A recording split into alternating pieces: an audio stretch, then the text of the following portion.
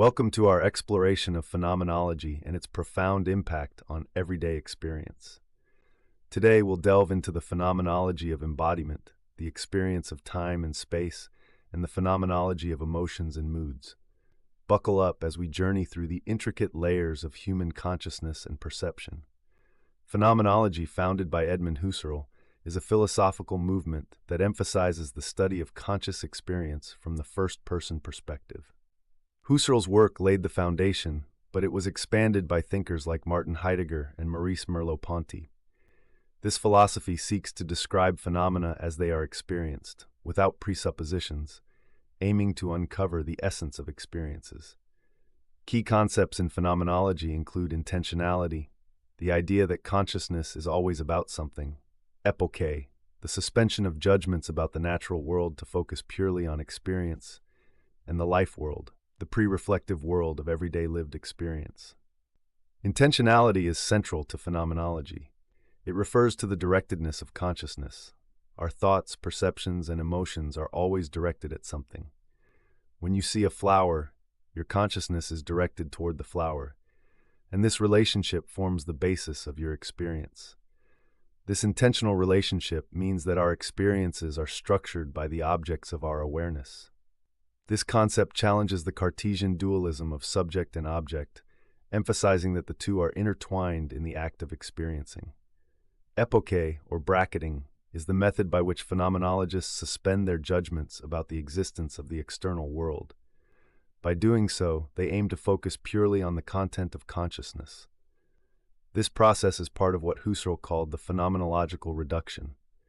Through epoche, we set aside our natural attitudes and biases, allowing us to examine the structures of our experiences as they present themselves. This approach helps us uncover the essential features of phenomena. The life world, or Lebenswelt, is the pre-reflective world of everyday experience. It is the world we live in before we begin to analyze or theorize about it. According to phenomenologists, the life world is the grounding context of all experiences and provides the background for all conscious acts. The life world is filled with meanings and practices that we often take for granted. By studying the life world, phenomenologists seek to understand how these everyday experiences shape our perception and understanding of the world. Let's start with the phenomenology of embodiment. Maurice Merleau-Ponty, a key figure in this area, argued that our body is not merely an object in the world, but the means through which we experience the world. Our bodily sensations, movements, and actions shape our perception of reality. When we touch, see, or hear something, our body actively participates in these experiences. The textures we feel, the sounds we hear, and the sights we see are all mediated by our bodily presence. This interconnectedness between body and perception highlights that our experience of the world is always embodied. Merleau-Ponty emphasized that the body is our primary means of engaging with the world. In his seminal work, Phenomenology of Perception, he explores how bodily experience grounds our perception and understanding of reality. According to Merleau-Ponty, our bodily experiences are not just passive receptions of stimuli, but active interpretations that shape our consciousness. Take, for example, a dancer. The dancer's awareness of their body in motion, the spatial orientation, and the rhythm are all part of the embodied experience. This illustrates how our body is central to our engagement with the world, making the abstract concrete through movement and sensation. Phenomenologists refer to the body as the lived body, to emphasize its role as the locus of experience. The lived body is not an object among objects, but the subjective body that experiences, perceives, and acts. This concept contrasts with the Cartesian dualism that separates mind and body, positioning the body as integral to our consciousness. Consider the experience of pain.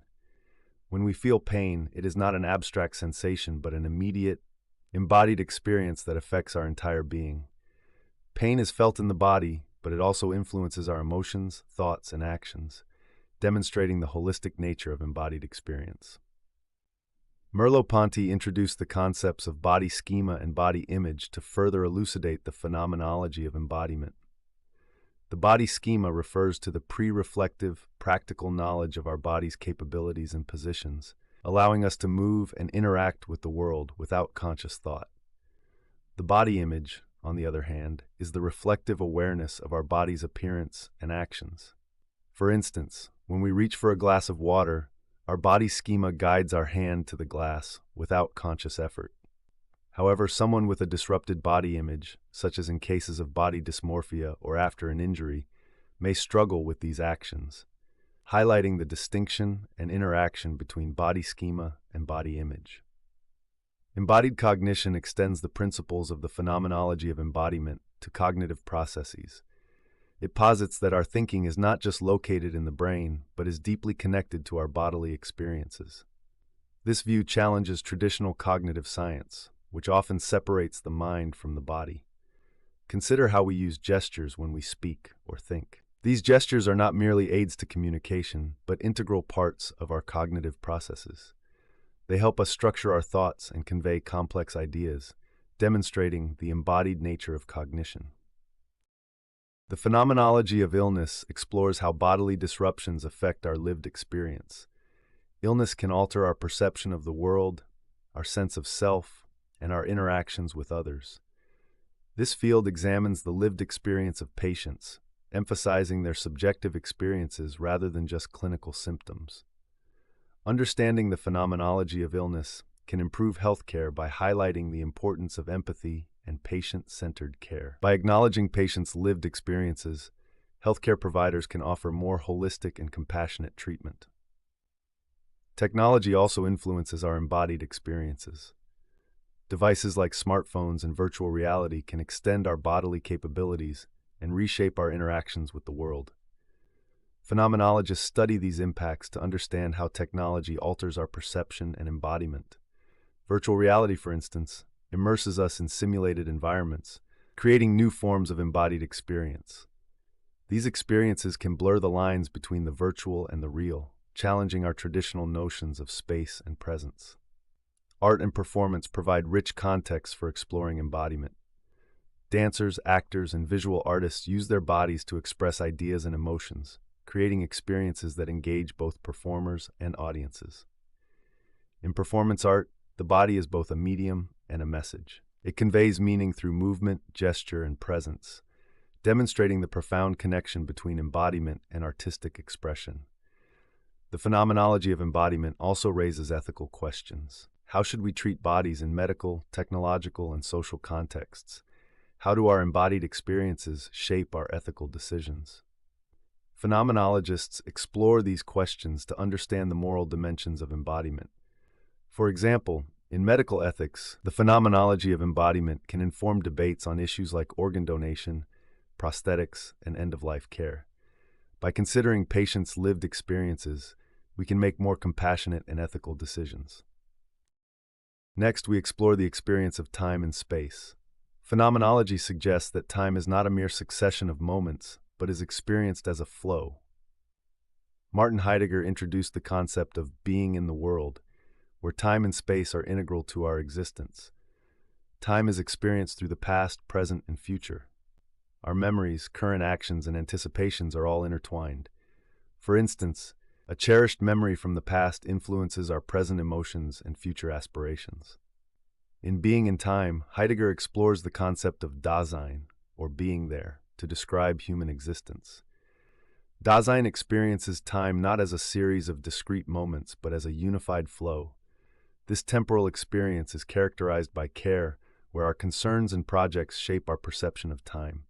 For Heidegger, the past, present, and future are not separate but interrelated. Our past experiences influence our current actions, and our future goals shape our present decisions. This interplay creates a sense of temporal continuity, where time is experienced as a cohesive whole rather than a fragmented sequence. Similarly, space is not just a backdrop but is experienced relationally.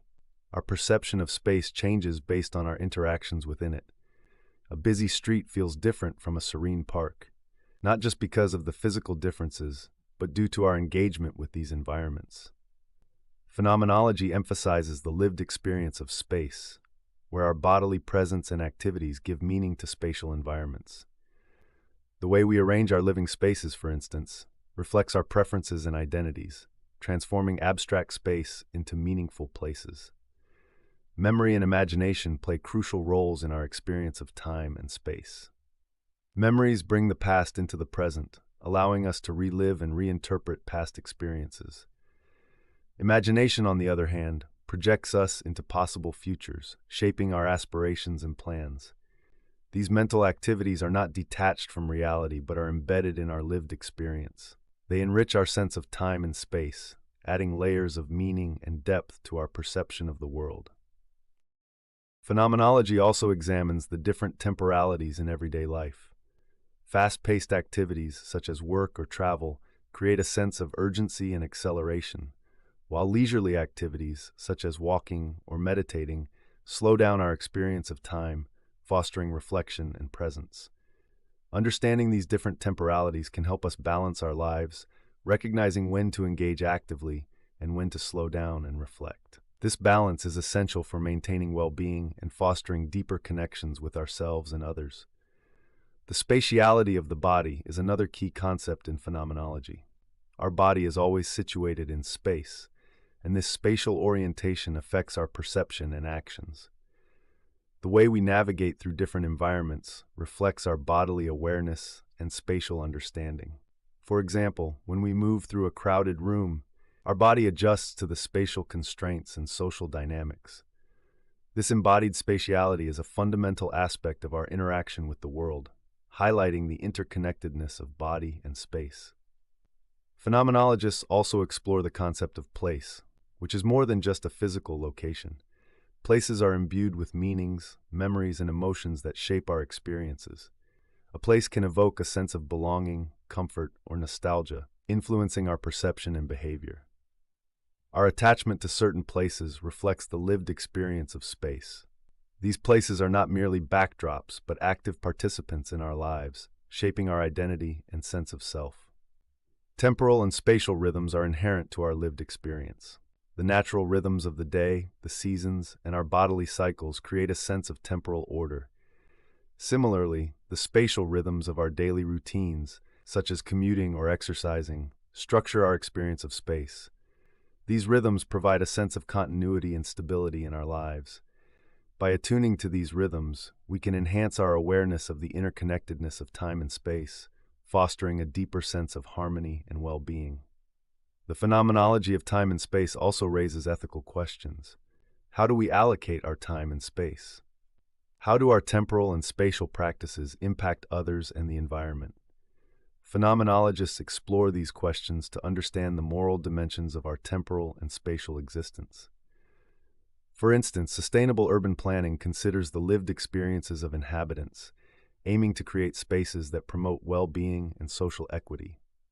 Similarly, ethical time management prioritizes meaningful and balanced use of time, fostering personal and collective well-being. Now let's dive into the phenomenology of emotions and moods. Emotions are not just internal states, but are ways of being in the world. They shape our perceptions and interactions with our surroundings. Consider the difference between joy and sadness.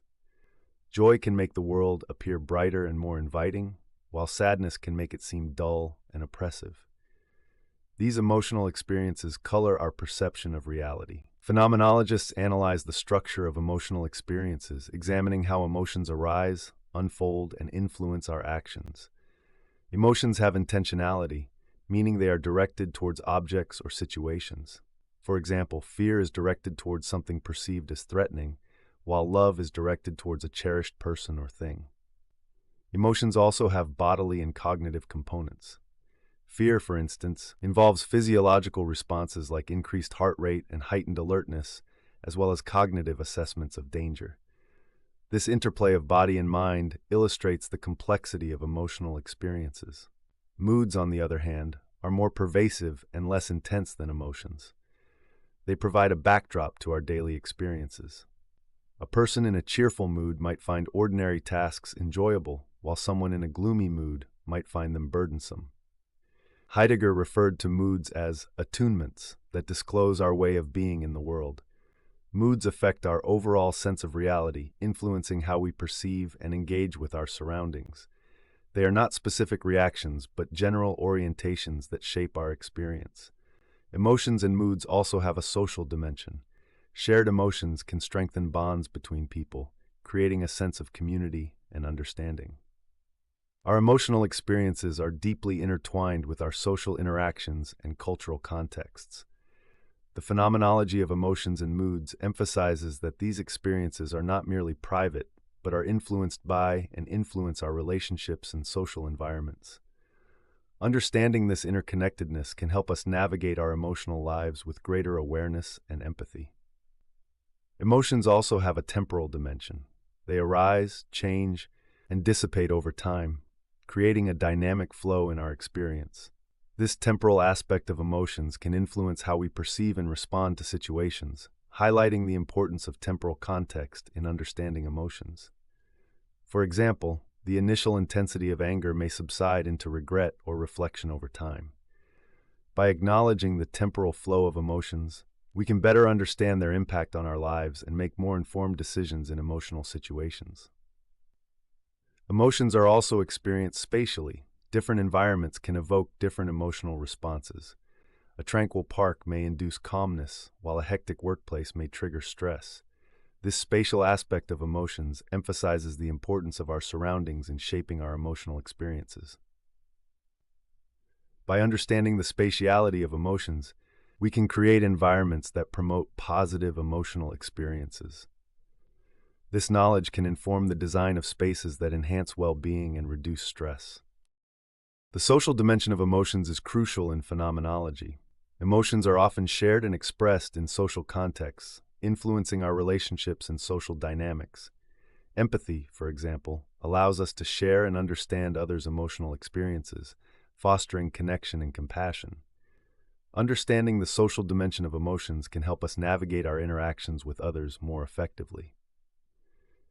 By recognizing and responding to others' emotional states, we can build stronger, more empathetic relationships.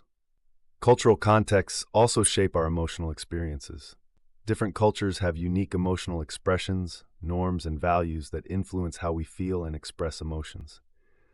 Understanding these cultural influences can enhance our empathy and cross-cultural understanding. For example, some cultures may emphasize the importance of communal joy and celebration, while others may place more value on individual emotional regulation. By appreciating these cultural differences, we can develop a more nuanced understanding of emotions. The phenomenology of emotions also raises ethical questions. How should we express and manage our emotions?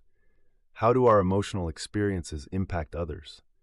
Phenomenologists explore these questions to understand the moral dimensions of our emotional lives. For instance, ethical emotional expression involves being honest and authentic while considering the impact of our emotions on others. By cultivating emotional awareness and empathy, we can navigate our emotional lives with greater ethical sensitivity. So, how can phenomenology enhance our everyday lives? By paying attention to our experiences, we can gain deeper insights into our perceptions, emotions, and interactions. This heightened awareness can lead to more meaningful and authentic living. Mindfulness practices, for instance, encourage us to be present in the moment, to fully experience our sensations, thoughts, and emotions. This practice aligns with the phenomenological approach of bracketing assumptions and focusing on pure experience. Mindfulness can help us cultivate a non-judgmental awareness of our experiences, allowing us to observe our thoughts and emotions without being overwhelmed by them. This practice can reduce stress, improve focus, and enhance our overall well-being. Understanding phenomenology can also foster empathy. Recognizing that each person's experience is unique and subjective can help us approach others with more compassion and open-mindedness. By acknowledging the lived experiences of others, we can build stronger, more empathetic relationships. This understanding can enhance our social interactions, making us more attuned to the needs and feelings of those around us. Phenomenology invites us to embrace the complexity of our experiences. Rather than seeking simple explanations, we can appreciate the richness and depth of our perceptions, emotions, and interactions. This holistic approach can help us navigate life's challenges with greater resilience and wisdom. By understanding the multifaceted nature of our experiences, we can make more informed and authentic choices. Phenomenology can be applied in various practical ways. For example, in therapy, Phenomenological approaches can help individuals explore their lived experiences, uncovering deeper insights into their thoughts and feelings. In education, phenomenology can inform teaching practices that prioritize students' experiences and perspectives, fostering a more inclusive and engaging learning environment. In design and architecture, phenomenological insights can guide the creation of spaces that resonate with human experiences, enhancing comfort, functionality, and aesthetic appeal. By applying phenomenological principles in these and other fields, we can create more meaningful and impactful practices that honor the richness of human experience. In conclusion, phenomenology offers profound insights into the nature of our experiences, emphasizing the importance of embodiment, temporal and spatial perception, and emotional and social dimensions. By embracing these insights, we can cultivate a deeper understanding of ourselves and others, leading to more meaningful and fulfilling lives. Thank you for joining us on this journey through phenomenology and everyday experience.